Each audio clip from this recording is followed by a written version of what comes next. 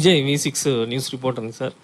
100 రోజుల్లో 6 గ్యారెంటీలు అమలు చేసిన మీరు పదే పదే తెలంగాణ విధ్వంసం చేసిన వాళ్ళపైన శిక్ష పడేందుకు ఎన్ని రోజుల టైం పడుతుంది? ఇప్పుడు శిక్ష అధికారం కోల్పోవడమే శిక్ష.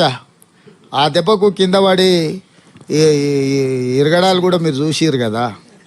ఇంకా అంతకంటే ఏం శిక్ష ఇస్తారు? ఇంకా ఏమన్నా మీ కోరిక ఇంకేమన్నా బలంగా వేయాలంటే ఏమన్నా ఉంటే సూచన అంటే అమరవీరుల స్తూపం దగ్గర రాళ్లతో కొట్టి ఇచ్చేది అట్లా ఏమన్నా స్కీమ్ మీ దగ్గర ఏమైనా ఉంటే చెప్తే వాటిని కూడా ప్రభుత్వం పరిగణలోకి తీసుకుంటుంది, పరిశీలిస్తుంది.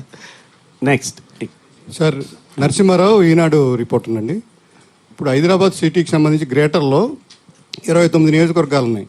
లాస్ట్ మినిట్స్ ఎన్నికల్లో మీరు 3 నియోజకవర్గాలు మాత్రం విజయం సాధించారు. రాష్ట్రం అంతా మొత్తం విజయం సాధించిన ఇప్పుడు 4 పార్లమెంట్ ఉన్నాయి. ఇక్కడ ఏ విధమైన విజయం కోసం ఏ విధంగా ప్రయత్నం చేయబోతున్నారు? ఒక్క నిమిషం రండి సార్.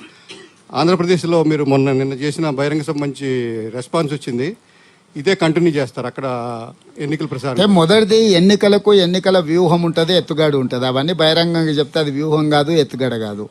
సో ఈ 4 సీట్లు ఎట్లా గెలవాలనో, తెలంగాణలో 14 సీట్లు ఎట్లా గెలవాలనో మాకు ఒక ప్రణాళిక ఉన్నది. ప్రణాళికబద్ధంగా ఎన్నికలను ఎదుర్కొంటాం. ఆంధ్రప్రదేశ్ కాదు, అంతకంటే ముందు కేరళకు పోయినా మీరు చూసారు కదా. ఇది నిన్న ఆంధ్రప్రదేశ్కి పోయినా, ఇవాళ ఇప్పుడు మీ దగ్గర నుంచి చక్కగా మహారాష్ట్రకి వెళ్తున్నాం. మాది జాతీయ పార్టీ, జాతీయ స్థాయిలో నాకు ఏ బాధ్యత అప్పచెప్పినా పర్యటన చేయాల్సిందే. భవిష్యత్తులో కూడా ఒకవేళ ఆంధ్రప్రదేశ్లో పర్యటించమని ఏఐసిసి ప్రెసిడెంట్ మల్లికార్జున్ ఖర్గే గారు ఆదేశిస్తే తప్పకుండా ఆంధ్రప్రదేశ్లో కూడా పర్యటన చేస్తా. Next Sir, Sandeep from Telangana.